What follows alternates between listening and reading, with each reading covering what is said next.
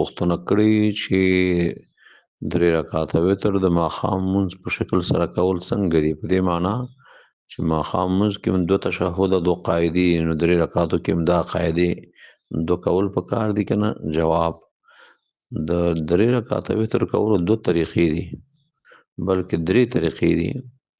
یو پکې جایز نه، 2 جایز دي. کومه چې جایز دي هغه دا دي چې 3 رکعاته وتر په یو قاعدې سره وکړي، په یو سلام سره، یو تشهد، یو قاعدې، یو سلام سره. په دې معنا سره چې منځ کې کېننې او آخره کې قاعده وکړي او دواړو خواو ته سلام واړي. یو دویم دا طریقه هم جایز ده چې 2 رکعاته وکړي، سلام واړي او بیا بل یو رکعت ځان ته وکړي.